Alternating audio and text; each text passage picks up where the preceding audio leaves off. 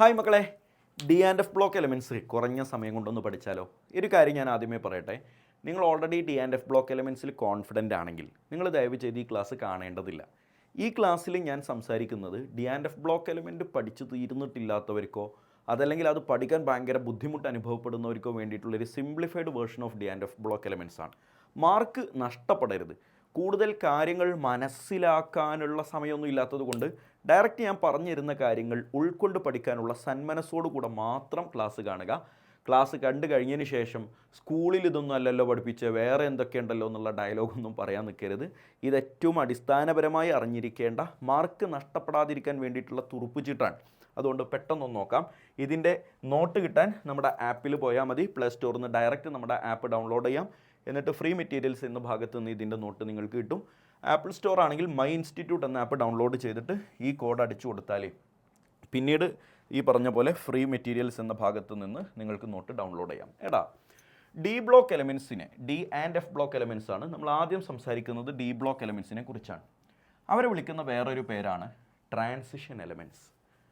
എല്ലാ D block എലമെൻറ്റുകളും transition എലമെൻറ്റുകൾ അല്ല. അങ്ങനെ ഒരു പേര് വിളിക്കുമെങ്കിലും മൂന്നാൾ ഔട്ടാണ്. Zinc, cadmium, mercury. ഇവർ ഡി ബ്ലോക്ക് എലമെൻ്റാണ്, പക്ഷെ അവർ ട്രാൻസിഷൻ എലമെൻ്റ് അല്ല. അപ്പോൾ ഡി ബ്ലോക്ക് എലമെൻ്റ് ആവാൻ ആ ഡി ബ്ലോക്കിൽ ഉണ്ടായാൽ മതി. അവസാനത്തെ ഇലക്ട്രോൺ ഡി ബ്ലോക്കിലേക്ക്, ഡി സബ്ഷെല്ലിലേക്ക് എൻ്റർ ചെയ്താൽ മതി. പക്ഷെ ട്രാൻസിഷൻ എലമെൻ്റ് ആവണമെങ്കിൽ അയാളിൽ ഡി ഓർബിറ്റലിൽ അൺപെയ്ഡ് ഇലക്ട്രോൺ ഉണ്ടാവണം. അപ്പോൾ സിങ്ക്, കാഡ്മിയം, മെർക്കുറിയിലൊക്കെ ഫുൾഫിൽഡ് ഡി ഓർബിറ്റലാണ്, അഥവാ ഡി ഓർബിറ്റൽ കംപ്ലീറ്റ്ലി ഫിൽഡ് ആണ്. D10 ആണ് ഉണ്ടാവുക. അവിടെ അൺപെയ്ഡ് ഇലക്ട്രോൺ ഇല്ല. അപ്പോൾ അൺപെയ്ഡ് ഇലക്ട്രോൺ ഇല്ലെങ്കിൽ അത് ട്രാൻസിഷൻ എലമെൻ്റ് എന്ന് പേര് പറയാൻ പറ്റില്ല. അപ്പോൾ ട്രാൻസിഷൻ എലമെൻറ്റിൻ്റെ ഡെഫിനിഷൻ എങ്ങനെയാണ് നമ്മൾ പറയാം? ട്രാൻസിഷൻ എലമെൻ്റ് ആവണമെങ്കിൽ elements having at least one unpaired electron in elementary state, അവരൊറ്റയ്ക്ക് നിൽക്കുമ്പോഴോ അല്ലെങ്കിൽ അയാളുടെ മോസ്റ്റ് സ്റ്റേബിൾ ഓക്സിഡേഷൻ സ്റ്റേറ്റ്. ഇപ്പോൾ സിങ്ക് ആണെങ്കിൽ Zn2+, അതൊക്കെ നമ്മൾ പിന്നീട് സംസാരിക്കും. മോസ്റ്റ് സ്റ്റേബിൾ ഓക്സിഡേഷൻ സ്റ്റേറ്റിലോ എലമെൻ്ററി സ്റ്റേറ്റിലോ അയാളിൽ അറ്റ്ലീസ്റ്റ് വൺ അൺപെയ്ഡ് ഇലക്ട്രോൺ എങ്കിലും ഉണ്ടെങ്കിൽ അയാളെക്കുറിച്ച് ട്രാൻസിഷൻ എലമെൻറ്റ് എന്ന് പേര് പറയാൻ പറ്റുള്ളൂ. അതുകൊണ്ട് ഈ മൂന്നെണ്ണം ഡി ബ്ലോക്ക് എലമെൻ്റ് ആണ്, ട്രാൻസിഷൻ എലമെൻ്റ് അല്ല. കാരണം ഇതിൽ അൺപെയ്ഡ് ഇലക്ട്രോൺ ഇല്ല. General electronic configuration of D block ചോദിച്ചു കഴിഞ്ഞാൽ ഇങ്ങനെയാണ് എഴുതേണ്ടത്: NS1 to 2, N-1, D1 to 10. കാണാതെ പഠിച്ചു വെച്ചേക്കണേ. ചോദിച്ചാൽ 1 മാർക്കിനൊക്കെ ചോദിച്ചു കഴിഞ്ഞാൽ ആൻസർ എഴുതണം. ഡി ബ്ലോക്കിൻ്റെ അല്ലെങ്കിൽ ട്രാൻസിഷൻ എലമെൻസിൻ്റെ വളരെ പ്രധാനപ്പെട്ട കുറച്ച് പ്രോപ്പർട്ടി പറയാൻ പറഞ്ഞാൽ നിങ്ങൾ പറയേണ്ടത് ഇതൊക്കെയാണ്. അവർ ഭയങ്കര ഹാർഡായിട്ടുള്ള മെറ്റൽസാണ്. മാലിയബിൾ ആൻഡ് ഡക്റ്റൈലാണ് എന്ന് പറഞ്ഞാൽ അടിച്ചു പരത്താൻ പറ്റുന്നത്, വലിച്ചു നീട്ടാൻ പറ്റുന്നത്. Good conductor of heat and electricity, ചൂടിനെയും ഇലക്ട്രിസിറ്റിയെയും ഭയങ്കരമായിട്ട് കണ്ടക്ട് ചെയ്യുന്നവരാണ്. ബാക്കി നമ്മൾ 9ാം ക്ലാസ് മുതൽ കേൾക്കുന്ന സാധനം. അവർക്ക് കളേർഡ് കോമ്പൗണ്ട് ഉണ്ടാക്കാൻ പറ്റും, അവർക്ക് കാറ്റലിസ്റ്റ് ആയിട്ട് വർക്ക് ചെയ്യാൻ പറ്റും, അവർക്ക് വേരിയബിൾ ഓക്സിഡേഷൻ സ്റ്റേറ്റ് കാണിക്കാൻ പറ്റും. ഇനി ഇതൊക്കെ ഡീറ്റെയിൽ ആയിട്ട് നമ്മൾ സംസാരിക്കുന്നുണ്ട്.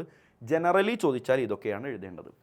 മോനെ, അവരുടെ മെൽറ്റിംഗ് പോയിന്റ്, ബോയിലിംഗ് പോയിന്റിനെ കുറിച്ച് ചോദിച്ചാൽ ഇതൊക്കെ ഇങ്ങനെ കേട്ട് ഇങ്ങനെ ഹാപ്പി ആയിട്ട് ഇങ്ങനെ വെറുതെ കേട്ട് വിട്ടേക്കും കേട്ടോ. അറിയാത്തതൊക്കെ ഒന്നും ഇങ്ങനെ നോട്ട് ചെയ്ത് വിട്ടാൽ അടിപൊളിയായിരിക്കും. മെൽറ്റിംഗ് പോയിന്റ്, ബോയിലിംഗ് പോയിന്റ് ഒക്കെ വളരെ കൂടുതലാണ്. ഈ മെൽറ്റിംഗ് പോയിന്റ്, ബോയിലിംഗ് പോയിന്റ് ഒക്കെ കൂടണമെങ്കിൽ അതിനൊരു കാരണം ഉണ്ടാവുമല്ലോ. ഞാൻ പറയുന്ന കേക്ക്, ബാക്ക്ഗ്രൗണ്ടിൽ ബോഡി നോക്കല്ലേ.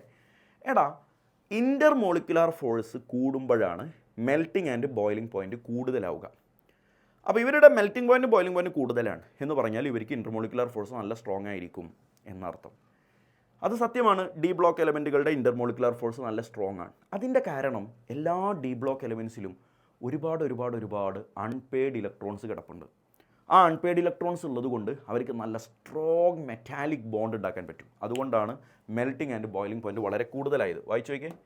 സ്ട്രോങ് ഇൻ്റർമോളിക്കുലാർ ഫോഴ്സ് ഉണ്ട്. IMF എന്ന് പറഞ്ഞാൽ intermolecular force due to presence of large number of unpaired electron. ഒരുപാട് അൺപെയ്ഡ് ഇലക്ട്രോൺസ് പ്രസൻ്റ് ആണ് എവിടെ? ഡി ബ്ലോക്കിൽ. അതുകൊണ്ടാണ് സ്ട്രോങ് ഇൻ്റർമോളിക്കുലാർ ഫോഴ്സ് ഫോം ചെയ്യാൻ പറ്റും. അതുകൊണ്ട് അവർക്ക് high melting and boiling point ആയിരിക്കും. ഇനി മെൽറ്റിംഗ് പോയിൻറ്റിൻ്റെ ട്രെൻഡ് ചോദിച്ചു കഴിഞ്ഞാൽ ഈ ചിത്രം മനസ്സിൽ വിചാരിച്ചാൽ മതി. നിങ്ങൾ ഈ trend along the period first increases and attains A maximum value then decreases, ഇതൊന്നും ജന്മത്തിൽ മനസ്സിൽ നിൽക്കില്ല പൊന്നെ. നീ ഈ ചിത്രം മനസ്സിൽ വിചാരിച്ചത് ഇതെന്താ? അത് ഫസ്റ്റ് ഇൻക്രീസസ്, എന്നിട്ട് ഒരു മാക്സിമത്തിലേക്ക് എത്തുന്നു, എന്നിട്ട് കുറയുന്നു. ഇത് നിങ്ങൾ സ്റ്റേറ്റ്മെൻറ്റ് ആക്കണം കേട്ടോ. പരീക്ഷയ്ക്ക് ഇത് ചോദിച്ചു കഴിഞ്ഞാൽ 2 മല വരച്ച് വെച്ചിട്ട് തന്തേ മാർക്ക് കിട്ടിയില്ലായിരുന്നു എന്നെ വിളിക്കാൻ നിൽക്കരുതേ. ഇത് ഓർക്കാനുള്ള പണിയാണ് പറഞ്ഞു തരണേ. നിങ്ങളതിനെ സ്റ്റേറ്റ്മെൻറ്റ് ആക്കണം. അപ്പോൾ എന്താണ്? ഫസ്റ്റ് ഒരു പീരീഡിൽ ഇങ്ങനെ പോകുമ്പോൾ ലെഫ്റ്റിൽ നിന്ന് റൈറ്റിലേക്ക് പോകുമ്പോൾ scandium, titanium, vanadium, chromium, manganese, iron, cobalt, nickel, copper, zinc, ഇതാണല്ലോ ഒരു പീരീഡ്. ആദ്യത്തിൽ ഇങ്ങനെ മെൽറ്റിംഗ് പോയിന്റ് കൂടി കൂടി വന്ന് ഒരു മാക്സിമത്തിലേക്ക് എത്തിയിട്ട് പിന്നെ ഇങ്ങനെ കുറയും. ഓക്കെ, അത് മനസ്സിലായില്ലേ? എന്തുകൊണ്ടായിരിക്കും അങ്ങനെ കുറയണേ എന്നുള്ള റീസണാണ് ഇനി പറയാൻ പോണേ. എന്തുകൊണ്ടാണ് അവരുടെ മെൽറ്റിംഗ് പോയിന്റ് സ്ട്രോങ് ആയത്, മെൽറ്റിംഗ് പോയിന്റ് ഹൈ ആയത്? അൺപെയ്ഡ് ഇലക്ട്രോൺ ഒരുപാടുള്ളത് കൊണ്ട്. അപ്പോൾ എന്തുമായിരിക്കും ഇവരുടെ ഒരു പീരീഡിൽ ഇങ്ങനെ ആദ്യം മെൽറ്റിംഗ് പോയിന്റ് കൂടാനുള്ള കാരണം? അൺപെയ്ഡ് ഇലക്ട്രോണിൻ്റെ എണ്ണം ആദ്യം ഇങ്ങനെ കൂടുന്നത് കൊണ്ട്, എന്നിട്ട് അങ്ങനെ അൺപെയ്ഡ് ഇലക്ട്രോണിൻ്റെ എണ്ണം മാക്സിമത്തിലേക്ക് എത്തുന്നത് കൊണ്ട്, പിന്നെ അൺപെയ്ഡ് ഇലക്ട്രോണിൻ്റെ എണ്ണവും കുറഞ്ഞ് വരുന്നത് കൊണ്ട്. അപ്പോൾ എന്തുകൊണ്ടാണ് മെൽറ്റിംഗ് പോയിന്റ് ഈ ട്രെൻഡ് കീപ്പ് ചെയ്യുന്നതെന്ന് ചോദിച്ചാൽ, number of unpaired electrons follows the same trend. Number of unpaired electron first increases, manganese വരെ കൂടും, എന്നിട്ട് മാംഗനീസിൽ മാക്സിമം 5 അൺപെയ്ഡ് ഇലക്ട്രോൺ, അത് കഴിഞ്ഞാൽ പിന്നെ ഇങ്ങനെ കുറയും. അപ്പോൾ അൺപെയ്ഡ് ഇലക്ട്രോണിൻ്റെ എണ്ണവുമായിട്ട് ക്ലോസ്ലി റിലേറ്റഡ് ആയതുകൊണ്ട് രണ്ടും ഒരേ ഓർഡർ കീപ്പ് ചെയ്യുന്നു. ഇനി ഇതൊന്നും കാണാതെ പഠിച്ച സമയം കളയണ്ട. മെൽറ്റിംഗ് പോയിന്റ് ഇങ്ങനെ മനസ്സിലേക്ക് വിചാരിക്കും, ഫസ്റ്റ് ഇൻക്രീസസ്, പിന്നെ കളി മനസ്സിലായില്ലേ? എന്നിട്ട് പിന്നെ നിങ്ങളങ്ങോട്ട് ചാമ്പുക, എഴുതി വിടുക. Density regularly increases from left to right. ലെഫ്റ്റിൽ നിന്ന് റൈറ്റിലേക്ക് അങ്ങനെ കൂടി കൂടി പോകും. Scandium, titanium, vanadium, chromium, manganese, iron, cobalt, nickel, copper വരെ കൂടി കൂടി കൂടി പോകും. പക്ഷേ കോപ്പറും സിങ്കും തമ്മിലൊരു എക്സെപ്ഷൻ ഉണ്ട്. എല്ലായിടത്തും ഉണ്ടാവില്ല അങ്ങനെ ഒരു കുറുമ്പന്മാരെ. കോപ്പറിന്ന് സിങ്കുക്ക് പോകുമ്പോൾ ഒന്നാണ് കുറയാണ്, ഒന്ന് ഓർത്ത് വെച്ചേക്കുക. അറ്റോമിക് റേഡിയസ്, സൈസ്, എന്താടാ ഇനി ഫുള്ള് വരകളാണ്. നോക്കിക്കേ, ഈ ചിത്രം അങ്ങനെ മനസ്സിൽ വിചാരിച്ചാൽ മതി. അപ്പോൾ മെൽറ്റിംഗ് പോയിന്റ് എന്ന് മനസ്സിലേക്ക് വരുമ്പോൾ, സൈസ് എന്ന് മനസ്സിലേക്ക് വരുമ്പോൾ, എടാ ഇങ്ങനെ ഓർത്താൽ നിങ്ങൾ മറക്കില്ല എന്ന്. സൈസിൻ്റെ ട്രെൻഡ് എന്താ? First decreases, then become constant, then increases. കണ്ടോ? ഇതൊക്കെ സ്റ്റേറ്റ്മെൻ്റ് ആക്കാൻ പറ്റണം. സൈസ് ആദ്യം ഇങ്ങനെ കുറഞ്ഞ് വരും. ഇതൊരു ഗ്രാഫായിട്ട് വിചാരിച്ചാൽ മതി. ഇതാ ഗ്രാഫ് ഇങ്ങനെ തന്നെയാണ്. ഇതാ ഗ്രാഫ് നമ്മുടെ വരച്ചിട്ടുണ്ട്. ഇതാ ഇങ്ങനെ ആദ്യം ഇങ്ങനെ കുറയും, പിന്നെ ഇങ്ങനെ ഏകദേശം എല്ലാവർക്കും ഒരേ സൈസ്, പിന്നെ ഇങ്ങനെ കൂടും. അപ്പോൾ അതിൻ്റെ റീസൺ ചോദിച്ചാൽ ഇത് 2 മാർക്കിനൊക്കെ ചോദിച്ചു കളയും. എങ്ങനെയാണ് ഡി ബ്ലോക്ക് എലമെൻറ്റിൻ്റെ സൈസിൻ്റെ ട്രെൻഡ്, എന്താണ് അതിൻ്റെ റീസൺ ചോദിച്ചാൽ ആ റീസണെ നമ്മൾ 3 പാർട്ടാക്കണം. ഫസ്റ്റ് കുറയുന്നു, എന്തുകൊണ്ട്? പിന്നെ ഏകദേശം എല്ലാവർക്കും ഈക്വൽ ആകുന്നു, എന്തുകൊണ്ട്? പിന്നെ കൂടി കൂടി പോകുന്നു, എന്തുകൊണ്ട്? 3 റീസൺ പറയണം. ഫസ്റ്റ് കുറയുന്നത് എന്തുകൊണ്ട് അറിയോ? എഫക്റ്റീവ് ന്യൂക്ലിയർ ചാർജ് കൂടുന്നത് കൊണ്ട്. അതൊക്കെ +1 മുതൽ കേൾക്കുന്ന സാധനമാണ്. എഫക്റ്റീവ് ന്യൂക്ലിയർ ചാർജ് കൂടിയാൽ സൈസ് കുറയും. അപ്പോൾ Z എഫക്റ്റീവ് എന്ന് ഞങ്ങൾ സയൻറ്റിസ്റ്റുകൾ ഷോർട്ടാക്കിയാൽ എഫക്റ്റീവ് ന്യൂക്ലിയർ ചാർജ് എന്ന് വായിക്കാനുള്ള മനസ്സ് കാണിക്കണം. എഫക്റ്റീവ് ന്യൂക്ലിയർ ചാർജ് ഇൻക്രീസസ്, അതുകൊണ്ടാണ് സൈസ് ആദ്യം കുറഞ്ഞത്. എന്നിട്ട് പിന്നെ എന്തിനാ കോൺസ്റ്റൻ്റ് ആയത്? അവിടെ എഫക്റ്റീവ് ന്യൂക്ലിയർ ചാർജിനെ സ്ക്രീനിങ് എഫക്റ്റ് ന്യൂട്രലൈസ് ചെയ്തതുകൊണ്ട്. വായിച്ചു നോക്കിയേ, effective nuclear charge is neutralised by screening effect. അപ്പോൾ ഇവിടെ എഫക്റ്റീവ് ന്യൂക്ലിയർ ചാർജ് കൂടാഞ്ഞിട്ടല്ല, പക്ഷെ അതിനെ സ്ക്രീനിങ് എഫക്റ്റ് ഇങ്ങനെ ന്യൂട്രലൈസ് ചെയ്തതുകൊണ്ട് ഏകദേശം സെയിം സൈസാണ്. പിന്നീട് അവിടെ നിന്ന് അങ്ങോട്ട് കൂടിയത് വേറൊരു കാരണമാണ്, അവർക്കിടയിലുള്ള ഇലക്ട്രോൺ റിപ്പൾഷൻ കൂടുന്നത് കൊണ്ട്. മക്കളെ സിമ്പിളായിട്ടാണ് അക്സെപ്റ്റ് ചെയ്തേക്ക്. സൈസ് ആദ്യം കുറയുന്നു, എഫക്റ്റീവ് ന്യൂക്ലിയർ ചാർജ് കൂടുന്നത് കൊണ്ട്. പിന്നെ എഫക്റ്റീവ് ന്യൂക്ലിയർ ചാർജിന് സ്ക്രീനിങ് എഫക്റ്റ് ബാലൻസ് ചെയ്യുന്നു, ന്യൂട്രലൈസ് ചെയ്യുന്നു, അതിപ്പോൾ കോൺസ്റ്റൻറ്റ്. പിന്നെ ഇലക്ട്രോൺ റിപ്പൾഷൻ കൂടുന്നത് കൊണ്ട് സൈസ് കൂടുന്നു. ക്ലിയർ? നെക്സ്റ്റ്, എടാ ഇത് വളരെ ഇമ്പോർട്ടൻ്റ് ആയ ഒരു ഡയലോഗാണ്. 4D ആൻഡ് 5D സീരീസ് എലമെൻറ്റുകൾക്ക് ഏകദേശം സിമിലർ സൈസാണ്, എന്തുകൊണ്ട് എന്ന് പരീക്ഷയ്ക്ക് ചോദിക്കും. അതിനുള്ള ആൻസർ ഇതാണ്, ലാന്തനോയിഡ് കോൺട്രാക്ഷൻ.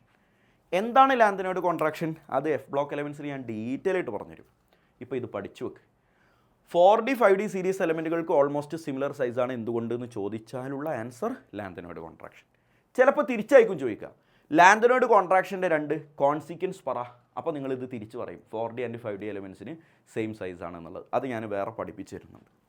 എക്സാമ്പിൾ നോക്കിക്കോ, വളരെ ഫേമസ് ആയിട്ടുള്ള എക്സാമ്പിളാണ്. അക്കൗണ്ട് ഫോർ ദി ഫോളോയിങ് എന്നുള്ള ടൈപ്പ് ഓഫ് ക്വസ്റ്റ്യൻസിന് ചോദിക്കാറുള്ള സെയിം സാധനമാണ് സിർക്കോണിയം ആൻഡ് ഹാഫ്നിയം. ഈ സിർക്കോണിയം ഒരു 4D സീരീസിലുള്ള ആളാണ്, ഹാഫ്നിയം ഒരു 5D സീരീസിലുള്ള ആളാണ്. പക്ഷെ അവർക്ക് സെയിം സൈസാണ്. നോക്കിക്കേ, 160 159, ഏകദേശം സിമിലർ സൈസാണ്. അതിൻ്റെ കാരണം എന്താണെന്നാണ് പറഞ്ഞേ? Lanthanoid contraction. ആ വാക്കാണ് ഇവിടെ ഇമ്പോർട്ടൻറ്റ്, എന്താണെന്ന് ഡീറ്റെയിൽ ആയിട്ട് പറയുന്നുണ്ട്. അയണൈസേഷൻ എന്താൽപ്പി ട്രെൻഡ് കാണാൻ പഠിക്കുക. ഒരു വര മോനെ റോക്കറ്റ് ഇതാ പോണ്, ഇൻക്രീസസ്. ലെഫ്റ്റിൽ നിന്ന് റൈറ്റിലേക്ക് പോകുമ്പോൾ അയണൈസേഷൻ എന്താൽപ്പി കൂടി പോകുന്നു. എന്തുകൊണ്ടായിരിക്കും അയണൈസേഷൻ എന്താൽപ്പി കൂടുന്നത്? എഫക്റ്റീവ് ന്യൂക്ലിയർ ചാർജ് ഇൻക്രീസ് ചെയ്യുന്നത് കൊണ്ട്. Ionisation enthalpy directly proportional to effective nuclear ചാർജാണ്. അപ്പോൾ എഫക്റ്റീവ് ന്യൂക്ലിയർ ചാർജ് കൂടിയാൽ അയണൈസേഷൻ എന്താൽപ്പി കൂടും. എഫക്റ്റീവ് ന്യൂക്ലിയർ ചാർജ് ലെഫ്റ്റിൽ നിന്ന് റൈറ്റിലേക്ക് കൂടുന്നുണ്ട്, അതുകൊണ്ട് തന്നെ അയണൈസേഷൻ എന്താൽപ്പിയും ലെഫ്റ്റിൽ നിന്ന് റൈറ്റിലേക്ക് കൂടുന്നുണ്ട്. ഓക്സിഡേഷൻ സ്റ്റേറ്റ് ഇത് ഇമ്പോർട്ടൻ്റ് ആണ്. ഓക്സിഡേഷൻ സ്റ്റേറ്റുമായി റിലേറ്റ് ചെയ്തിട്ടുള്ള ക്വസ്റ്റ്യൻസ് ഇഷ്ടംപോലെ ചോദിക്കാറുണ്ട്. എടാ ഡി ബ്ലോക്ക് എലമെൻസിന് വളരെ കൂടുതൽ variable numerous number of variable oxidation states are possible. അതെന്തുകൊണ്ടാണ് എന്ന് ചിലപ്പോൾ പരീക്ഷ ചോദിക്കും. എന്തുകൊണ്ടാണ് ഡി ബ്ലോക്ക് എലമെൻറ്റിന് വേരിയബിൾ ഓക്സിഡേഷൻ സ്റ്റേറ്റ് കാണിക്കാൻ പറ്റണേ? അതിൻ്റെ റീസൺ ഇതാണ്, due to incomplete filling of D orbital. D orbital ഇങ്ങോട്ട് ഫില്ല് ചെയ്തിട്ട് കംപ്ലീറ്റ് ആകണില്ലല്ലോ. സ്കാൻഡിയം മുതൽ സിങ്ക് വരെ ഫില്ല് ചെയ്തുകൊണ്ടേയിരിക്കുകയാണ്. അപ്പോഴൊന്നും കംപ്ലീറ്റ് ആയിട്ടില്ല. അവസാനം സിങ്കിൽ അങ്ങോട്ട് എത്തുമ്പോഴേ കംപ്ലീറ്റ് ആവുന്നുള്ളൂ. അപ്പോൾ അങ്ങനെ incomplete filling of D orbitals നടക്കുന്നത് കൊണ്ടാണ് വേരിയബിൾ ഓക്സിഡേഷൻ സ്റ്റേറ്റ് അവർക്ക് കാണിക്കാൻ പറ്റുന്നത്. Scandium, titanium, vanadium, chromium, manganese വരെയുള്ള ആൾക്കാർക്ക് ഏതൊക്കെ ഓക്സിഡേഷൻ സ്റ്റേറ്റ് പോസിബിൾ ആണെന്ന് നിങ്ങൾ അറിയണം. സ്കാൻഡിയത്തിന് 1 പഠിച്ചാൽ മതി, +3. ബാക്കിയുള്ളതൊക്കെ പഠിക്കാൻ ഭയങ്കര എളുപ്പമാണ്. +2, +3, +4, +2, +3, +4, +5 ഓരോന്നോരോന്ന് കൂട്ടിയാൽ മതി. +2 മുതൽ +6 വരെ. മാംഗനീസ് +2 മുതൽ +7 വരെ. വളരെ പ്രധാനപ്പെട്ട 3 പോയിന്റ് പഠിച്ചോട്ടോ. ഏറ്റവും കൂടുതൽ maximum number of oxidation state കാണിക്കുന്നത് ആരാ? നിങ്ങൾക്ക് കണ്ടാൽ തന്നെ അറിയാം. കുറേ നമ്പർ ഓഫ് ഓക്സിഡേഷൻ സ്റ്റേറ്റ് കാണിക്കുന്നത് ആരാ? മാംഗനീസ്. അത് മറക്കരുത്, അത് പരീക്ഷയ്ക്ക് ചോദിച്ചിട്ടുണ്ട്, മുമ്പും ചോദിച്ചിട്ടുണ്ട്, ഇനിയും ചോദിക്കും. സിങ്ക് ഇല്ലടാ, സിങ്ക് ഈ ലിസ്റ്റിലെ ലാസ്റ്റ് മെമ്പർ അല്ലേടാ ആ പീരീഡിൽ. അയാൾക്ക് ആകെ ഒരു +2 ഓക്സിഡേഷൻ സ്റ്റേറ്റ് മാത്രമേ ഉള്ളൂ എന്നും ഒന്ന് ഓർത്ത് വെച്ചേക്കുക. ചില എലമെൻറ്റുകളുടെ ഏറ്റവും സ്റ്റേബിൾ ആയിട്ടുള്ള ഓക്സിഡേഷൻ സ്റ്റേറ്റ് ഏതാണെന്ന് അറിഞ്ഞു വെക്കുന്നത് മറ്റു പല ക്വസ്റ്റ്യൻസ് ആൻസർ ചെയ്യാൻ നമ്മളെ സഹായിക്കും. ടൈറ്റാനിയത്തിൻ്റെ മോസ്റ്റ് സ്റ്റേബിൾ ഓക്സിഡേഷൻ സ്റ്റേറ്റ് +4 ആണ്. കാരണം അത് നോബിൾ ഗ്യാസ് കോൺഫിഗറേഷനിലേക്ക് എത്തും. ടൈറ്റാനിയത്തിൽ നിന്ന് 4 ഇലക്ട്രോൺ പോയി കഴിഞ്ഞാൽ ടൈറ്റാനിയത്തിൻ്റെ അറ്റോമിക് നമ്പർ 22. അതിന് 4 പോയാൽ 18 എത്തി. 18 നോബിൾ ഗ്യാസിൻ്റെ അറ്റോമിക് നമ്പർ ആണല്ലോ. മാംഗനീസിൻ്റെ മോസ്റ്റ് സ്റ്റേബിൾ ഓക്സിഡേഷൻ സ്റ്റേറ്റ് +2 ആണ്. ക്രോമിയത്തിൻ്റേത് +3 ആണ്. അവിടെ നിന്നോട്ടെ. എടാ മോനെ, ക്രോമിയത്തിൻ്റെ മോസ്റ്റ് സ്റ്റേബിൾ ഓക്സിഡേഷൻ സ്റ്റേറ്റ് +3 ആണ്. അപ്പോൾ ക്രോമിയം 2+ഉം ക്രോമിയം 3+ഉം ഉണ്ടെന്ന് വിചാരിച്ചോ. വെറുതെ വിചാരിക്കും, ഇതിലാരാടാ മോർ സ്റ്റേബിൾ? ക്രോമിയം 3+ ആണ് സ്റ്റേബിൾ. അപ്പോൾ ഈ ക്രോമിയം 2+ന് പെട്ടെന്ന് തന്നെ 3+ ആയി മാറാൻ ഒരു ടെൻഡൻസി ഉണ്ടാവില്ലേ? അല്ലേ? കാരണം അയാൾ സ്റ്റേബിൾ ആണല്ലോ. അതുകൊണ്ട് തന്നെ ക്രോമിയം 2+ പെട്ടെന്ന് തന്നെ ക്രോമിയം 3+ ആയിട്ട് മാറാൻ കഴിവുള്ളവരാണ്. അപ്പോൾ അവിടെ നടക്കുന്നത് ഓക്സിഡേഷൻ അല്ലേ? +1 അറിവ്. ഓക്സിഡേഷൻ നമ്പർ കൂടി, +2 എന്നുള്ളത് +3 ആയി. ഓക്സിഡേഷനാണ് നടക്കുന്നത്. എടാ, ഒരാൾക്ക് പെട്ടെന്ന് ഓക്സിഡേഷൻ നടക്കാൻ പറ്റും എന്ന് പറഞ്ഞാൽ അയാൾക്ക് നല്ല റെഡ്യൂസിങ് ഏജൻ്റായിട്ട് വർക്ക് ചെയ്യാൻ പറ്റും എന്നല്ലടാ അതിനർത്ഥം. ഓക്സിഡേഷൻ നടക്കുന്നവനാണ് റെഡ്യൂസിങ് ഏജൻറ്റ്, റിഡക്ഷൻ നടക്കുന്നവനാണ് ഓക്സിഡൈസിങ് ഏജൻറ്റ്. തിരിച്ചു മറിച്ചാണല്ലോ നമ്മൾ പറയുക. അപ്പോൾ ക്രോമിയം 3+ നല്ല സ്റ്റേബിൾ ആണ് എന്നുള്ള ഒരൊറ്റ അറിവിൽ നിന്ന് നമ്മളിങ്ങനെ കണക്ട് ചെയ്ത് പറഞ്ഞ കാര്യങ്ങളൊക്കെ ഒന്ന് ആലോചിച്ച് നോക്കിയാൽ ക്രോമിയം 3+ നല്ല സ്റ്റേബിളാണ്. അപ്പോൾ ക്രോമിയം 2+ന് പെട്ടെന്ന് ക്രോമിയം 3+ ആയി മാറാൻ തോന്നും. അപ്പോൾ ക്രോമിയം 2+ പെട്ടെന്ന് തന്നെ ഓക്സിഡേഷൻ നടക്കാൻ ചാൻസ് ഉള്ള ആളാണ്. അതുകൊണ്ട് തന്നെ ക്രോമിയം 2+ നല്ലൊരു റെഡ്യൂസിങ് ഏജൻറ്റാണ്. വരാനിരിക്കുന്ന ഒരു ക്വസ്റ്റ്യൻ്റെ ആൻസറാണ് ഞാനിപ്പോൾ പറഞ്ഞത്. Chromium 2+ is good reducing agent. Why? പരീക്ഷയ്ക്ക് ചോദിച്ചിട്ടുണ്ട്. എന്താ കാരണം? Chromium 2+ readily converts into chromium 3+ because chromium 3+ is very stable. Therefore, chromium 2+ readily undergo oxidation. Therefore, chromium 2+ can act as good reducing agent. Oxidation നടക്കുന്നത് reducing agent. എന്ന പോലെ മാംഗനീസിൽ +2 ആണ് stable. അപ്പോൾ manganese +3 നല്ല ഓക്സിഡൈസിങ് ഏജൻ്റ് ആണത്രേ. നമുക്കൊന്ന് ചെക്ക് ചെയ്ത് നോക്കാം. Manganese 3+ ഉണ്ട്, മാംഗനീസ് 2+ ഉണ്ട്. ഇയാളല്ലേടാ സ്റ്റേബിൾ. അപ്പോൾ ചുരുക്കം പറഞ്ഞാൽ 3+ പെട്ടെന്ന് തന്നെ 2+ ആയി മാറും. അപ്പോൾ 3+ 2+ ആയി മാറുമ്പോൾ അവിടെ നടക്കുന്നത് റിഡക്ഷനാണ്. റിഡക്ഷൻ നടക്കുകയാണെങ്കിൽ അയാൾ നല്ല ഓക്സിഡൈസിങ് ഏജൻ്റാണ്. കറക്റ്റാണ്. നേരത്തെ പറഞ്ഞ സെയിം ഡയലോഗ് തന്നെ വെച്ച് കീച്ചാൽ മതി. Because manganese 3+ readily undergo a reduction reaction to give manganese 2+ which is highly stable. Therefore, manganese 3+ can act as good oxidizing agent. നിങ്ങളുടെ വക കുറച്ച് ഉപ്പും മുളകൊക്കെ ചേർത്തിട്ട് പണ്ടാരടക്കി വെക്കുക. ഇതൊക്കെ ഒരുപാട് കോംപ്ലിക്കേറ്റഡ് ചർച്ചയായിട്ട് സ്കൂളുകളിലെ സുന്ദരിമാർ പഠിപ്പിച്ചു തരുന്ന സാധനമാണെങ്കിലും വളരെ ചെറിയ രൂപത്തിൽ ഇമ്പോർട്ടൻ്റായി ഓർത്ത് വെക്കേണ്ട 2-3 പോയിന്റ് മാത്രം ഞാൻ നിങ്ങളോട് സൂചിപ്പിക്കുകയാണ്. Electrode potential value M2+ bar M value ഉണ്ട്, M3+ ബാർ 2+ വാല്യൂ ഉണ്ട്. M2+ ബാർ M അഥവാ ഒരു എലമെൻറ്റിന് അയാളുടെ 2 പോസിറ്റീവ് ചാർജുള്ള അവസ്ഥയിൽ നിന്ന് ചാർജ് ഒന്നുമില്ലാത്ത അവസ്ഥയിലേക്ക് മാറാനുള്ള ടെൻഡൻസി എന്നാണ് അതിൻ്റെ പച്ച മലയാളത്തിലുള്ള അർത്ഥം. ഇത് ജനറലി നെഗറ്റീവാണ്. പക്ഷെ ഒരാൾക്ക് മാത്രം അത് പോസിറ്റീവാണ്. ആർക്കാണ്? കോപ്പറിന്. ഇനി അതിൻ്റെ ട്രെൻഡ്, ഈ ഒരു വാല്യൂവിൻ്റെ ട്രെൻഡ് ലെഫ്റ്റിൽ നിന്ന് റൈറ്റിലേക്ക് വരുമ്പോൾ കുറയുകയാണ് ചെയ്യുക. ഇതാണ് ആ വര. അപ്പോൾ നിങ്ങൾ ഈ ക്ലാസ് കഴിഞ്ഞതിന് ശേഷം വരച്ച വരകളെല്ലാം കൂട്ടിയിട്ട് അവസാനത്തിലൊരു വര ഉണ്ടാക്കി നോക്ക്. ഒരു അര പേജ് വേണ്ടി വരില്ല. മെൽറ്റിംഗ് പോയിൻ്റ് ഇങ്ങനെ, ആറ്റോമിക് റേഡിയസ് ഇങ്ങനെ, അയണൈസേഷൻ എൻതാൽപ്പി ഇങ്ങനെ, M2+M ഇങ്ങനെ 4 വരെ ഇപ്പോൾ ഞാൻ വരച്ചിട്ടുള്ളൂ. അത് മൊത്തം വരച്ച് തീർക്കാൻ ഒരു 2 വരി മതിയാകും. പക്ഷെ അതിൽ നിന്ന് ഒരുപാട് കോംപ്ലിക്കേറ്റഡ് ആയ പല ട്രെൻഡുകളും നമുക്ക് സിമ്പിളായി പഠിച്ചെടുക്കാൻ പറ്റും. അതിൻ്റെ റീസൺ എന്താടാ? ഈ ഒരു ട്രെൻഡ് ഇങ്ങനെ ആവാനുള്ള റീസൺ എന്താണ്? എടാ, ലെഫ്റ്റിൽ നിന്ന് റൈറ്റിലേക്ക് വരുമ്പോൾ സം ഓഫ്, ഇതൊന്ന് പറ്റുമെങ്കിൽ ഓർത്ത് വെച്ചോ, സം എന്ന് പറഞ്ഞാൽ രണ്ടിൻ്റെയും തുക, ഫസ്റ്റ് ആൻഡ് സെക്കൻഡ് അയണൈസേഷൻ എൻതാൽപ്പിയുടെ വാല്യൂ മൊത്തത്തിൽ ഇൻക്രീസ് ചെയ്യുന്നു. എങ്ങനെയാടാ? ഒന്ന് ഓർത്ത് വെച്ചേക്ക്. ഫസ്റ്റ് അയണൈസേഷൻ എൻതാൽപ്പിയും സെക്കൻഡ് അയണൈസേഷൻ എൻതാൽപ്പിയും തമ്മിൽ കൂട്ടിയാൽ കിട്ടുന്ന ടോട്ടൽ വാല്യൂ ലെഫ്റ്റിൽ നിന്ന് റൈറ്റിലേക്ക് ഇൻക്രീസ് ചെയ്യുന്നു എന്നതാണ് അതിൻ്റെ റീസൺ. പരീക്ഷയ്ക്ക് ചോദിച്ചാൽ അറിവുള്ളവരെ പോലെ എഴുതി വെച്ചോളണം. നേരത്തെ ഞാൻ പറഞ്ഞു M3+2+ ആണെങ്കിൽ ഇത് 3 പോസിറ്റീവ് ചാർജുള്ള അവസ്ഥയിൽ നിന്ന് 2 പോസിറ്റീവ് ചാർജുള്ള അവസ്ഥയിലേക്ക് മാറാനുള്ള ഒരു എലമെൻറ്റിൻ്റെ ടെൻഡൻസി എന്നാണ് അത് മനസ്സിലാക്കേണ്ടത്. ഏറ്റവും കുറവ് സ്കാൻഡിയത്തിനാണ്. സ്കാൻഡിയത്തിന് ഏറ്റവും കുറവാണെന്ന് പറഞ്ഞാൽ അയാൾക്ക് അങ്ങനെ ഒരു ടെൻഡൻസിയേ ഇല്ല എന്ന് മനസ്സിലാക്കണം. അതെന്തുകൊണ്ടായിരിക്കും? 3+ന് 2+ ആയി മാറാൻ ടെൻഡൻസി ഇല്ലാതിരിക്കുന്നത് എപ്പോഴായിരിക്കും? ആ 3+ അത്രയും സ്റ്റേബിൾ ആയിരിക്കുമ്പോഴായിരിക്കില്ലേ? അപ്പോൾ സ്കാൻഡിയം 3+ ഭയങ്കര സ്റ്റേബിളാണ്. അപ്പോൾ അയാൾക്ക് ഇനി 2+ ആവണ്ട. അപ്പോൾ അയാൾക്ക് ആ വാല്യൂ വളരെ കുറവാണ്. അപ്പോൾ സ്കാൻഡിയം 3+ ഹൈലി സ്റ്റേബിൾ ആയതുകൊണ്ട് അയാൾക്കാണ് ആ വാല്യൂ ഏറ്റവും കുറവ്. കാരണം സ്കാൻഡിയം 3+ മോസ്റ്റ് സ്റ്റേബിളാണ്. കാരണം അയാൾക്ക് നോബിൾ ഗ്യാസ് കോൺഫിഗറേഷനാണ്. സ്കാൻഡിയത്തിൻ്റെ അറ്റോമിക് നമ്പർ 21, അതിൽ നിന്ന് 3 പോയാൽ നേരത്തെ പറഞ്ഞ പോലെ 18. നല്ല സ്റ്റേബിൾ അല്ലേടാ. എന്നാൽ ഈ വാല്യൂ ഏറ്റവും കൂടുതലുള്ളത് സിങ്കിനാണ്. അഥവാ സിങ്കിന് 3+ൽ നിന്ന് 2+ ആയി മാറാൻ ഭയങ്കര ടെൻഡൻസിയാണ് എന്നാണ് അർത്ഥം. സിങ്ക് 3+ എന്ന് പറയുന്ന ഒരു സാധനമേ എക്സിസ്റ്റ് ചെയ്യില്ല. അപ്പം തന്നെ അത് 2+ ആയി മാറും. എന്താ കാരണം? 2+ അത്രയ്ക്ക് സ്റ്റേബിളായിരിക്കും. അപ്പോൾ സിങ്ക് 2+ ഹൈലി സ്റ്റേബിളാണ്. കാരണം എന്താ? അയാൾക്ക് നോബിൾ ഗ്യാസ് കോൺഫിഗറേഷൻ എന്ന് പറഞ്ഞുകൂടാ. ആ സ്റ്റെബിലിറ്റി കംപ്ലീറ്റ്ലി ഫിൽഡ് ആണല്ലോ, 3D10. That is called pseudo noble gas configuration. അപ്പോൾ എന്തുകൊണ്ടാണ് M3+2+ വാല്യൂ സിങ്കിന് ഏറ്റവും കൂടുതലായത്? Because Zn2+ is highly stable due to pseudo noble gas configuration എന്ന് എഴുതി വെച്ചാൽ അറിവുള്ളതായി തെറ്റിദ്ധരിക്കപ്പെടുകയും മാർക്ക് കിട്ടുകയും ചെയ്യും. മാഗ്നറ്റിക് പ്രോപ്പർട്ടി, ഒരാൾ പാരമാഗ്നറ്റിക് ആണോ ഡയാമാഗ്നറ്റിക് ആണോ, അതിൻ്റെ magnetic moment √n × n+2 bore magneton. ഇതൊക്കെ കംപ്ലീറ്റ്ലി നമ്മൾ കോർഡിനേഷൻ കോമ്പൗണ്ട്സിൽ വൃത്തിയായിട്ട് പറഞ്ഞു തന്നിട്ടുണ്ട്. അതേ സാധനം അങ്ങനെ തന്നെ പഠിച്ചാൽ മതി. കോർഡിനേഷൻ കോമ്പൗണ്ട് ക്ലാസ് കണ്ടിട്ടില്ലാത്തവർക്ക് കുറഞ്ഞ സമയമേ ഉള്ളൂ, നിങ്ങൾക്കൊന്ന് പോയി കാണാവുന്നതാണ്. കളറും എന്തുകൊണ്ടാണ് അൺപെയ്ഡ് ഇലക്ട്രോൺ ഉള്ളവർക്ക് കളർ ഉണ്ടാകും, ഇല്ലാത്തവർക്ക് കളർ ഉണ്ടാവില്ല എന്നുള്ള കഥകളൊക്കെ സെയിം ആസ് കോർഡിനേഷൻ കോമ്പൗണ്ട് അവിടെ പറഞ്ഞു തന്നിട്ടുണ്ട്. അതൊക്കെ അവിടെയും ഇവിടെയും സെപ്പറേറ്റ് ആയി പഠിച്ചിട്ട് നിങ്ങൾ കോംപ്ലിക്കേറ്റഡ് ആക്കണ്ട. ഒരു വാക്ക് ഞാനിവിടെ ഓർമ്മിപ്പിക്കുകയാണ്. കളറിൻ്റെ റീസൺ ചിലപ്പോൾ 1 വേർഡ് ചോദിക്കും. ഈ വാക്ക് ഒരിക്കലും മറക്കരുതേ, DD ട്രാൻസിഷൻ. എന്തുകൊണ്ടാണ് ഡി ബ്ലോക്ക് എലമെൻറ്റ്സ് കളർ കാണിക്കുന്നത്? Due to DD transition of unpaired electron എഴുതിയാൽ set. Catalytic property, D block എലമെൻറ്റുകൾക്ക് കാറ്റലിസ്റ്റ് ആയിട്ട് വർക്ക് ചെയ്യാൻ പറ്റും. എന്തുകൊണ്ട് കാറ്റലിസ്റ്റ് ആയിട്ട് വർക്ക് ചെയ്യാൻ പറ്റും എന്നെങ്ങാനും ഒരു കുറുമ്പൻ നിങ്ങളോട് ചോദിച്ചാൽ 3 റീസൺ എടുത്ത വഴിക്ക് പറഞ്ഞോളണം. ഡി ബ്ലോക്ക് എലമെൻറ്റുകൾക്ക് വേരിയബിൾ ഓക്സിഡേഷൻ സ്റ്റേറ്റ് കാണിക്കാൻ പറ്റും. ഡി ബ്ലോക്ക് എലമെൻറ്റുകൾക്ക് കോർഡിനേഷൻ കോമ്പൗണ്ടുകൾ ഉണ്ടാക്കാൻ പറ്റും. ഡി ബ്ലോക്ക് എലമെൻറ്റുകൾക്ക് ലാർജ് സർഫസ് ഏരിയ ഉണ്ട്. ഈ പറഞ്ഞ 3 പ്രോപ്പർട്ടി കൊണ്ട് അവർക്ക് നല്ല കാറ്റലിസ്റ്റ് ആയിട്ട് വർക്ക് ചെയ്യാൻ പറ്റും. വളരെ പ്രസിദ്ധമായ കാറ്റലിസ്റ്റാണ് V2O5, വനേഡിയം പെൻഡോക്സൈഡ്. എവിടെ യൂസ് ചെയ്യുക? കോൺടാക്റ്റ് പ്രോസസ്സ്, സൾഫ്യൂരിക് ആസിഡ് ഉണ്ടാക്കുന്ന പ്രോസസ്സിൽ ഇയാളെ യൂസ് ചെയ്യുന്നുണ്ട്.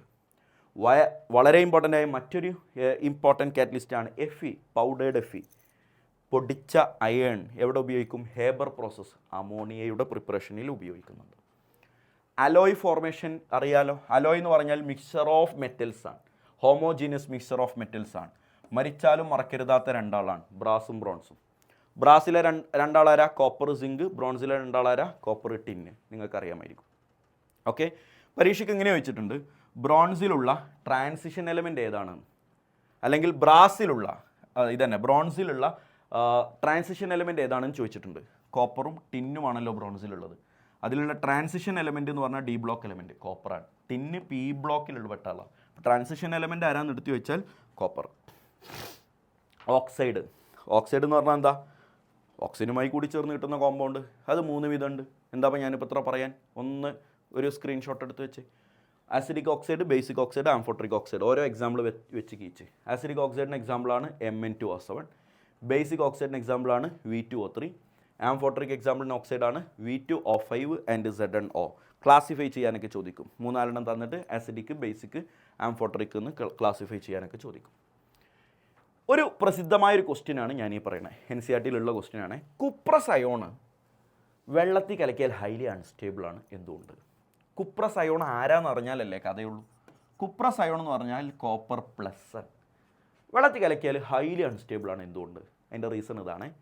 ഈ കോപ്പർ പ്ലസ് വെള്ളത്തിൽ കലക്കിയാൽ 2 കോപ്പറിൽ 1 കോപ്പർ മാത്രമായിട്ടും ഒരാൾ കോപ്പർ 2+ ആയിട്ടും മാറും. എടാ, കോപ്പർ പ്ലസ് കോപ്പറായിട്ട് മാറുമ്പോൾ that is reduction. Copper plus copper 2+ ആയിട്ട് മാറുമ്പോൾ ദാറ്റ് ഈസ് ഓക്സിഡേഷൻ. ഓക്സിഡേഷനും റിഡക്ഷനും നടക്കുകയാണെങ്കിൽ ദാറ്റ് ഈസ് കോൾഡ് ഡിസ്പ്രൊപ്പോർഷനേഷൻ. അപ്പോൾ എന്തുകൊണ്ടാണ് കുപ്രസ് അയോൺസ് ഹൈലി അൺസ്റ്റേബിൾ? പറഞ്ഞോ. Cuprous ion undergo disproportionation in aqueous solution. Aqueous സൊല്യൂഷനിൽ ഡിസ്പ്രൊപ്പോർഷനേഷൻ നടന്നിട്ട് കിട്ടുന്ന റിയാക്ഷൻ ഇതാണ്. അതുകൊണ്ട് ഇയാൾ പെട്ടെന്ന് തന്നെ ഇതുമായിട്ട് മാറും. This is highly unstable. ഇനി പ്രധാനപ്പെട്ട 2 കോമ്പൗണ്ടുകളെ കുറിച്ചാണ്. ഒന്നാമനാണ് പൊട്ടാസ്യം ഡൈക്രോമേറ്റ്, മറ്റൊരാളാണ് പൊട്ടാസ്യം പെർമാംഗനേറ്റ്. എടാ, പൊട്ടാസ്യം ഡൈക്രോമേറ്റിൻ്റെ ഫോർമുല ഇതാണ്, K2Cr2O1. ഇനി അതിൻ്റെ പ്രിപ്പറേഷൻ, അതിൻ്റെ അതിൻ്റെ മറ്റു കാര്യങ്ങളൊക്കെ പറയുന്നതിൻ്റെ ഇടയിൽ നമുക്ക് ഒരു പരിചയം കിട്ടാൻ, അല്ലെങ്കിൽ നിങ്ങൾക്ക് അതൊന്നുകൂടെ ഫെമിലിയർ ആവാൻ, ഈ പറയുന്ന 3 ആൾക്കാരെ നിങ്ങൾ അണ്ണാക്ക് തൊടാതെ ഇങ്ങോട്ട് വിഴുങ്ങിയേക്ക്. Cr2O4 എന്ന അയോണിൻ്റെ പേര് ക്രോമൈറ്റ് അയോൺ എന്നാണ്. അത് മനസ്സിലുണ്ടെങ്കിൽ കുറേ റിയാക്ഷൻസിലൊക്കെ നിങ്ങൾക്ക് ഗുണം കിട്ടും. Cr2O4 പേര് ക്രോമേറ്റ് അയോൺ എന്നാണ്. Cr2O7 പേര് ഡൈക്രോമേറ്റ് അയോൺ എന്നാണ്. വീഡിയോ പോസ് ചെയ്തിട്ട് ഇത് പഠിച്ച് കഴിഞ്ഞിട്ട് കണ്ടിന്യൂ ചെയ്യും. ഇത് പഠിച്ചിട്ട് പിന്നാലെ വന്നാൽ മതി.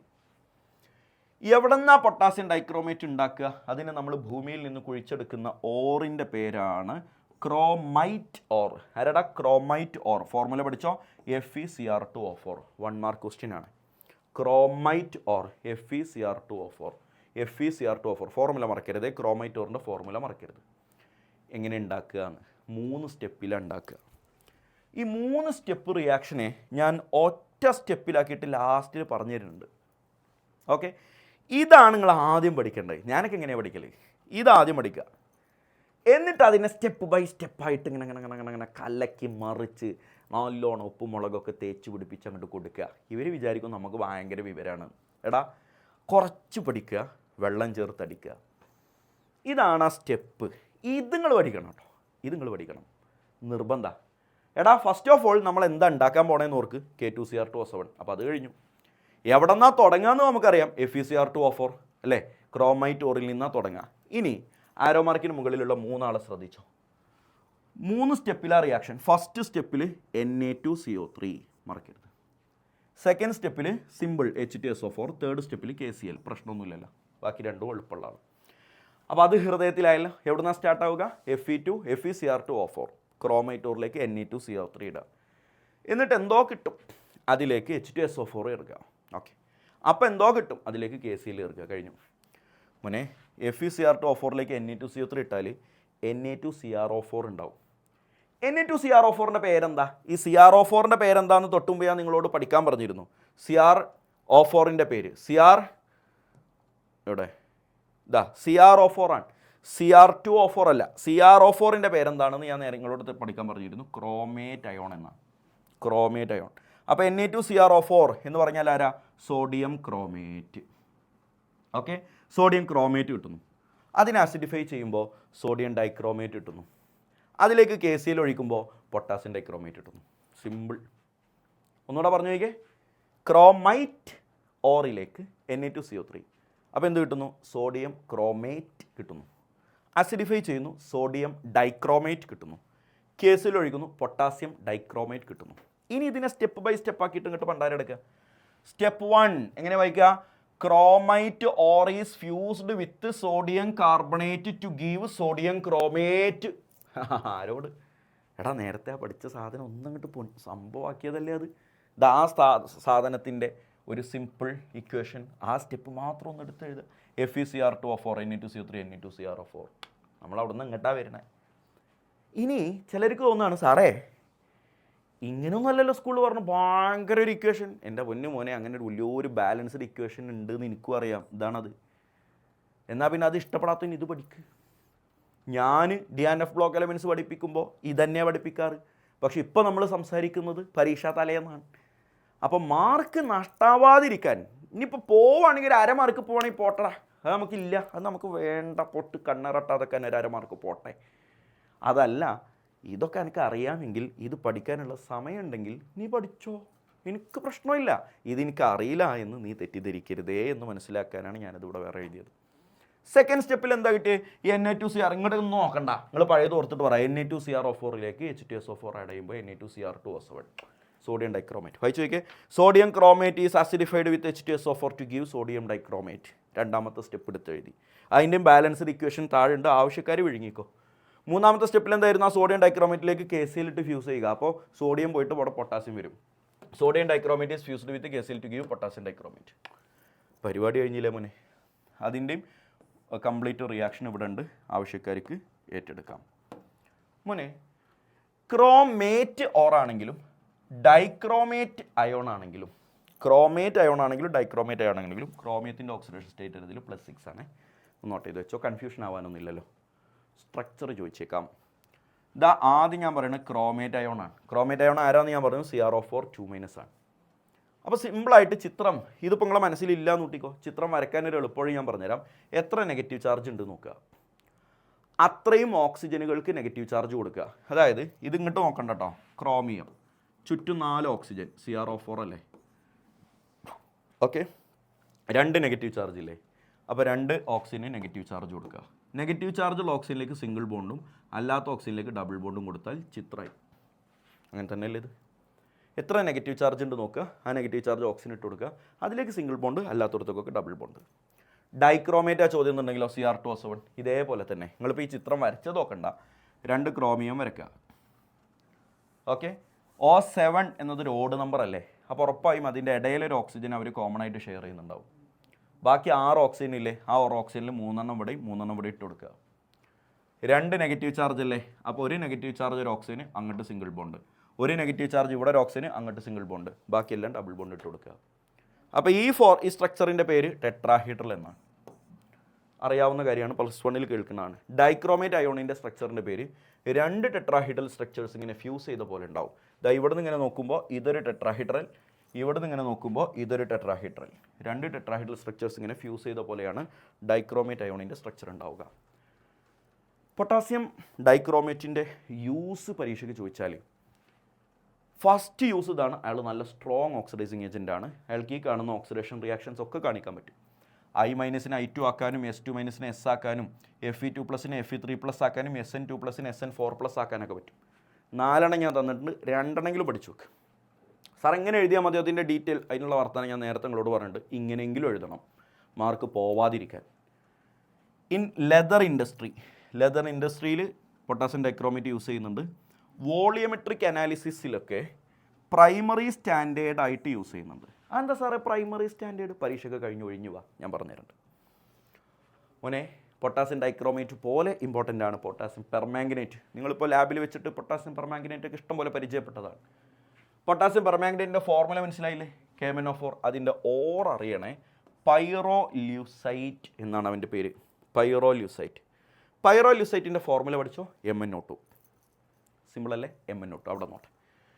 എങ്ങനെയാണ് KMnO4 ഇൻഡസ്ട്രിയലി ഉണ്ടാക്കുക? വ്യാവസായിക അടിസ്ഥാനത്തിൽ അംബാനി, അദാനി, മൂസിൻ പോലെയുള്ള വ്യാവസായിക പ്രമുഖന്മാർ എങ്ങനെയാണ് KMnO4നെ ഉണ്ടാക്കാറ്? 2 സ്റ്റെപ്പിലാണ്. വേഗം പഠിച്ചെടുത്തോ. ആദ്യം MnO2വിനെ ആൽക്കലി വെച്ച് ട്രീറ്റ് ചെയ്യുക. അപ്പോൾ K2MnO4 ആവും. K2MnO4ൻ്റെ പേര് പൊട്ടാസ്യം മാംഗനേറ്റ് എന്നാണ്. KMnO4ൻ്റെ പേര് പൊട്ടാസ്യം പെർമാംഗനേറ്റ് എന്നാണ്. K2MnO4ൻ്റെ പേര് പൊട്ടാസ്യം മാംഗനേറ്റ്. സിമ്പിളാണ്. ഫസ്റ്റ് സ്റ്റെപ്പ് മാത്രം പ്രശ്നമുള്ളൂ, അതിന് സെറ്റായ ബാക്കി റെഡിയാണ്. MnO2 ആണല്ലോ യൂസ് ചെയ്യേണ്ടി വരിക, കാര്യം അതാണല്ലോ അയാളുടെ ഓറ്. അതിലേക്ക് ആൽക്കലി ഒഴിക്കുക, KOH. അപ്പോൾ K2MnO4. ഓക്കെ അല്ലേടാ? ആ K2MnO4നെ ഇവിടെ ആരോ മാർക്കിന് മുകളിൽ എഴുതേണ്ട വാക്ക് ഇതാണ്, ഇലക്ട്രോലിറ്റിക് ഓക്സിഡേഷൻ. ആരോ മാർക്കിന് മുകളിലും അതാണ് എഴുതേണ്ടത്. K2MnO4 KMnO4 ആയി മാറും. ഇതാണ് ഇൻഡസ്ട്രിയലി ഉണ്ടാക്കുന്നത്. പക്ഷേ ലാബിലൊക്കെ നമുക്ക് KMnO4 ആവശ്യം വന്നാൽ ഇങ്ങനെയാണ് ചെയ്യുക. Mn2+ അയോണിലേക്ക് K2S2O8 എടുക്കുക.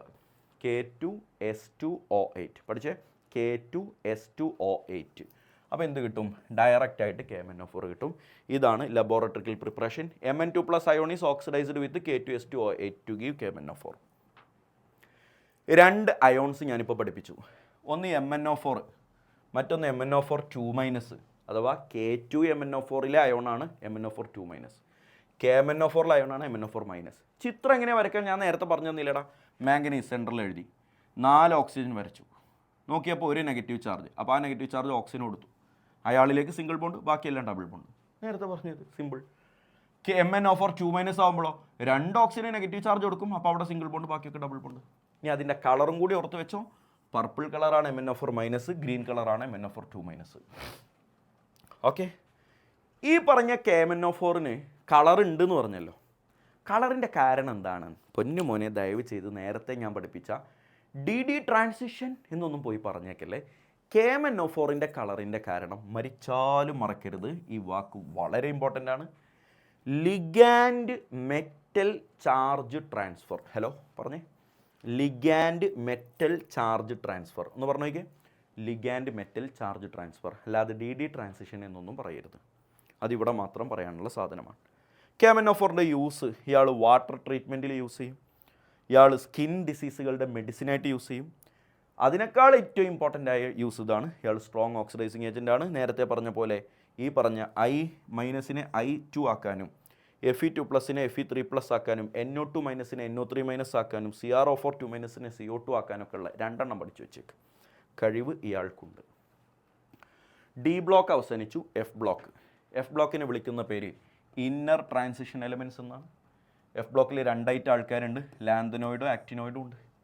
ലാന്തനോയിഡ് എന്ന് പറഞ്ഞാൽ അറ്റോമിക് നമ്പർ 58 മുതൽ അറ്റോമിക് നമ്പർ 71 വരെയുള്ള ആളുകളാണ്. ആക്റ്റിനോയിഡ് എന്ന് പറഞ്ഞാൽ അറ്റോമിക് നമ്പർ 90 മുതൽ 103 വരെയുള്ള ആളുകളാണ്. അറിയാത്തവരുണ്ടെങ്കിൽ പഠിക്കൽ ഫറലാണ്. ആൻഡ് മോസ്റ്റ് ഇമ്പോർട്ടൻ്റ് ആണ് ലാന്തനോയിഡുകളുടെ, F ബ്ലോക്ക് എലിമെൻറ്റുകളുടെ ഈ outer electronic configuration. NS2, N-1D 0 to 1, N-2F 1 to 14. പഠിക്കാതെ വഴിയില്ല, അതങ്ങോട്ട് പഠിച്ചേക്ക്, നിർബന്ധമാണ്. ലാന്തനോയിഡുകളെ സെപ്പറേറ്റും ആക്റ്റിനോയിഡുകളെ സെപ്പറേറ്റും ആയിട്ട് ഒന്നുകൂടെ പഠിക്കാൻ. ലാന്തനോയിഡുകളെ റയർ എർത്ത് എലമെൻറ്റ്സ് എന്നും പേര് വിളിക്കും. ലാന്തനോയിഡുകളുടെ കുറച്ച് പോയിന്റ് വായിച്ച്, സിൽവർ കളേർഡ് വൈറ്റ് മെറ്റൽസ് ആണ്. എന്താ പോലും ചിത്രം ഞാൻ പറഞ്ഞുതരാം, സിമ്പിളായിട്ട് മനസ്സിലായില്ലേ. അവരിൽ ഏറ്റവും കൂടുതൽ പാരാമാഗ്നറ്റിക് നേച്ചർ ഉള്ളത്, മാക്സിമം പാരാമാഗ്നറ്റിക് നേച്ചർ ഉള്ളത് നിയോഡിമിയം ആണ്. അത് ഒരു ഇമ്പോർട്ടൻറ്റ് പോയിൻ്റാണ്. നിയോഡിമിയം, ND എന്നാണ് റെപ്രസെൻ്റ് ചെയ്യുക. നിയോഡിമിയമാണ് മാക്സിമം പാരാമാഗ്നറ്റിസം കാണിക്കുന്നത്, നിയോഡിമിയമാണ്. ലാന്തനോയിഡുകളുടെ സ്റ്റേബിൾ ഓക്സിഡേഷൻ സ്റ്റേറ്റ് +3 ആണ്. ആ +3 ഓക്സിഡേഷൻ സ്റ്റേറ്റിൽ എല്ലാ ലാന്തനോയിഡുകൾക്കും കളറ് കാണിക്കാൻ പറ്റും, എക്സെപ്റ്റ് ലന്താനം ആൻഡ് ലുട്ടീഷ്യം. പേര് പഠിച്ചോ, ലന്താനം ലുട്ടീഷ്യം എന്നുള്ള 2 ആളുകൾക്ക് ഈ +3 ഓക്സിഡേഷൻ സ്റ്റേറ്റിൽ കളറ് കാണിക്കാൻ കഴിയില്ല. ലാന്തനോയിഡുകൾ ഹൈലി റിയാക്റ്റീവാണ്. അവർ ഓക്സിജനുമായിട്ടും നൈട്രജനുമായിട്ടും സൾഫറുമായിട്ടും ഹാലജനുമായിട്ടും കാർബണുമായിട്ടും H2 ആയിട്ടൊക്കെ റിയാക്ട് ചെയ്യും. റിയാക്ട് ചെയ്ത് കിട്ടുന്ന എലമെൻറ്റ് കോമ്പൗണ്ടിൻ്റെ ഫോർമുല ഇവിടെ എഴുതിയിട്ടുണ്ട്.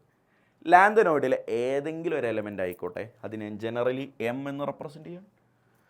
ഓക്സിജനുമായിട്ട് റിയാക്ട് ചെയ്താൽ M2O3, നൈട്രജനുമായിട്ട് റിയാക്ട് ചെയ്താൽ Mn, സൾഫറുമായിട്ട് റിയാക്ട് ചെയ്താൽ S2O3, M2S3, ഹാലജനുമായിട്ട് റിയാക്ട് ചെയ്താൽ Mx, കാർബണുമായിട്ട് റിയാക്ട് ചെയ്താൽ MC2, വാട്ടറുമായിട്ട് റിയാക്ട് ചെയ്താൽ MOH thrice. കുറച്ച് ബോധമുള്ളവന് ഇവൻ്റെ സ്റ്റേബിൾ ഓക്സിഡേഷൻ സ്റ്റേറ്റ് +3 ആണെന്നൊരു ബോധം ഉണ്ടെങ്കിൽ തിരിച്ചു മറിച്ചിട്ട് കൊടുക്കാൻ അറിയാം. M3+ ആണ് ഏറ്റവും സ്റ്റേബിൾ ഓക്സിഡേഷൻ സ്റ്റേറ്റ്. ഓക്സിജനുമായിട്ട് റിയാക്ട് ചെയ്യണമെങ്കിൽ ഓക്സിജൻ്റെ ഓക്സിഡേഷൻ സ്റ്റേറ്റ് -2 ആണ്. നേരെ തിരിച്ചു മറിച്ച് ഇട്ട് കൊടുത്താൽ മതി. അപ്പോൾ എന്താ ഫോർമുല കിട്ടുക? M2O3, അതല്ലേ ഇത്. ഓക്കെ, M3+ ആണ്, സൾഫറിനും 2- ആണ്, M2S3. M3+ ആണ്, ഹാലജന് X1- ആണ്, ഇങ്ങോട്ട് ക്രോസ് ചെയ്യുക. അപ്പോൾ M1X3, MX3, അതല്ലേ ഇത്. അപ്പോൾ അതൊന്നും കാണാൻ പഠിക്കേണ്ട കാര്യമൊന്നുമില്ല, ഓർമ്മ ഉണ്ടെങ്കിൽ. എടാ അറിയാമെങ്കിൽ M3+ ആണ് നൈട്രജൻ്റെ oxidation state, common oxidation state -3 ആണ്. അപ്പോൾ ഈ 3യും ഈ 3യും ഇട്ടിട്ട് കൊടുത്താൽ M3N3 എന്ന് വരും, അത് കട്ടായി പോകും Mn. ചാർജിന് ഓപ്പോസിറ്റ് ഇട്ട് കൊടുത്താൽ മതി. M+3 ആണ് നമുക്കറിയാം, നേരത്തെ ഞാൻ പഠിപ്പിച്ചു. OH- ആണ്. അപ്പോൾ OH കൂടെ വരുമ്പോൾ ഇയാളെങ്ങോട്ടും ഇട്ട് കൊടുത്താൽ MOH ത്രൈസ്. അപ്പോൾ അതൊന്നും കാണാതെ പഠിക്കൽ അത്ര ഇമ്പോർട്ടൻ്റ് ആയ പ്രശ്നമുള്ള കാര്യമൊന്നുമല്ല.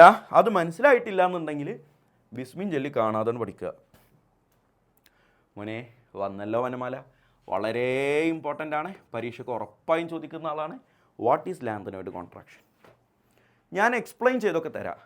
ആവശ്യമുണ്ടെങ്കിൽ ആ എക്സ്പ്ലനേഷൻ കേട്ടാൽ മതി. അല്ലാത്തവർ ഇതാ ഞാൻ ഈ തരുന്ന ഡയലോഗ് ഇങ്ങനെ കെട്ടിയിട്ട് ഒറ്റ വിഴുങ്ങൽ. എന്താണ് ലാന്തനോയിഡ് കോൺട്രാക്ഷൻ? എടാ ലാന്തനോയിഡ് എലമെൻറ്റുകളുടെ സൈസ് ഇങ്ങനെ ഗ്രാജ്വലി കുറഞ്ഞ് വരുന്ന പ്രതിഭാസത്തെയാണ് ലാന്തനോയിഡ് കോൺട്രാക്ഷൻ എന്ന് പേര് വിളിക്കുക. അതെന്തുകൊണ്ടാണ് കുറയണേ എന്നുള്ളതും കൂടി പറഞ്ഞുതരാം. It is gradual decrease in size of lanthanoid elements. അതുവരെ സെറ്റല്ലേ? Because of increase in effective nuclear charge. അത് ഉറപ്പല്ലേ? എഫക്റ്റീവ് ന്യൂക്ലിയർ ചാർജ് കൂടിയാലാണല്ലോ സൈസ് കുറയുക.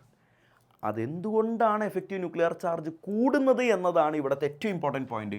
Due to poor shielding effect of F electrons. That's very important point. That is very important point. Poor shielding effect of F electron. F ഇലക്ട്രോണുകൾക്ക് shielding effect എന്ന് പറഞ്ഞാൽ എന്താ? ന്യൂക്ലിയസിൻ്റെ ഇമ്പാക്റ്റിനെ outer ഇലക്ട്രോണിലേക്ക് എത്താതെ ഒരു കവചമായിട്ട്, ഒരു തടസ്സമായിട്ട് നിൽക്കാനുള്ള കഴിവാണ് ഷീൽഡിംഗ് എഫക്റ്റ്. ആ കഴിവ് ഇവർക്കില്ലാന്ന്. അത് പുവർ ഷീൽഡിംഗ് എഫക്റ്റാണ്. എന്ന് പറഞ്ഞാൽ ന്യൂക്ലിയസിൻ്റെ എഫക്റ്റ് നന്നായി അവസാനത്തേക്ക് എത്തിക്കഴിഞ്ഞാലോ ന്യൂക്ലിയസ് ഭയങ്കരമായിട്ട് വലിച്ചു കഴിഞ്ഞാലോ സൈസ് ഭയങ്കരമായിട്ട് കുറയും. മനസ്സിലായാൽ നല്ലത്. ഇല്ലെങ്കിൽ ഞാനീ പറഞ്ഞ പോലെ തവക്കൽത്തു അലല്ലാഹ് പഠിച്ചേക്കുക. മോനെ ഇത് മസ്റ്റാണ്. ഇത് പഠിച്ചിട്ടില്ല എന്നുണ്ടെങ്കിൽ ഉണ്ടല്ലോ പൊന്നു മോനെ പരീക്ഷാ ഹാളിലേക്ക് എടുത്തു വെച്ച കാല് തിരിച്ചിങ്ങോട്ട് തന്നെ വെച്ചേക്ക്, നീ പോണ്ട, ഇത് പഠിക്ക്. It is gradual decrease in size of lanthanoid elements because of increase in Z effective എന്ന് പറഞ്ഞാൽ effective nuclear charge due to poor shielding effect of F electrons. ഇനി ഞാൻ നേരത്തെ പറഞ്ഞു അതിൻ്റെ കോൺസിക്വൻസ്, അതിനാലുണ്ടാകുന്ന വിഷയങ്ങൾ എന്തൊക്കെയാണ്? ഒന്ന് ഞാൻ നേരത്തെ പറഞ്ഞു തന്നെ, 4D 5D സീരീസിലെ എലമെൻറ്റുകൾക്ക് ഓൾമോസ്റ്റ് സെയിം സൈസാണ് എന്നുള്ളത്. അവിടെ സിർക്കോണിയം ഹാഫ്നിയൊക്കെ ഒന്ന് മെൻഷൻ ചെയ്തേക്കുക.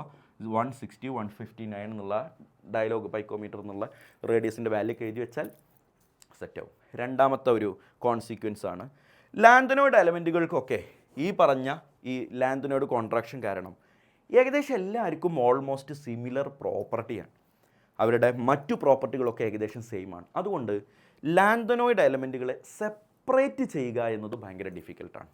The are very difficult to separate. അതാണ് അതിൻ്റെ ഒരു കോൺസിക്വൻസ്. വളരെ ഇമ്പോർട്ടൻ്റ് ആയിട്ടുള്ളൊരു അലോയ് ആണ് മിഷ് മെറ്റൽ.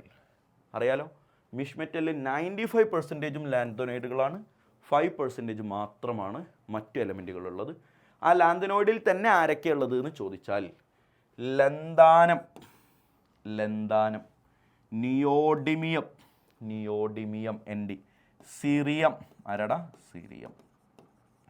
ബാക്കി 5% ആരൊക്കെയാ? Iron, silicon, sulphur, calcium, carbon. വേണമെങ്കിൽ പഠിച്ചേക്കുക, ഇല്ലെങ്കിൽ വിട്ടേക്കുക. ആക്റ്റിനോയിഡ് ഒന്നും പഠിക്കാനില്ല. ഇത് വളരെ സിമ്പിൾ, ചോദ്യം ചോദിക്കാൻ വളരെ ചാൻസ് കുറവുള്ള ആളാണ്. ആക്റ്റിനോയിഡുകൾ റേഡിയോ ആക്റ്റീവാണ്. അവർ സ്ട്രോങ് റെഡ്യൂസിങ് ഏജൻ്റ് ആണ്. വായിക്കാൻ അറിയണം ഇതൊക്കെ. ഇവിടെ 6 ഒന്ന് റെഡ്യൂസിങ് ഏജൻറ്റ്, മറ്റേത് റേഡിയോ ആക്റ്റീവ്. ഇവർക്ക് വേരിയബിൾ ഓക്സിഡേഷൻ സ്റ്റേറ്റ് കാണിക്കാൻ പറ്റും. അവർക്ക് കോമൺ ഓക്സിഡേഷൻ സ്റ്റേറ്റ് +3 ആണ് എന്നൊക്കെ 2-3 കാര്യങ്ങളൊക്കെ അതിനെക്കുറിച്ചൊന്ന് ഓർത്ത് വെച്ചാൽ D&F ബ്ലോക്ക് എലമെൻറ്റിൻ്റെ ഒരു ചൈന വേർഷനാണ് നിങ്ങളിപ്പോൾ കണ്ടത്. പക്ഷേ ഒറിജിനലിനെ വെല്ലും വിധം നിങ്ങൾക്ക് നാളെ ഇത് പെർഫോം ചെയ്യാൻ പറ്റുമെന്ന് ഞാൻ വാക്ക് തരാം. D&F ബ്ലോക്ക് എലമെൻറ്റ്സ് ഇതുവരെ പഠിച്ചിട്ടൊന്നും ആവാത്തവന് എന്തെങ്കിലുമൊക്കെ ഒരു കോൺഫിഡൻസ് കിട്ടിയിട്ടുണ്ടെങ്കിൽ ഒരു നല്ല കിടിലൻ കമൻ്റ് ഒന്ന് തന്നെ ഒന്ന് ചാർജ് ആവട്ടെ. അടുത്ത ക്ലാസ്സിൽ കാണാം. Thank you.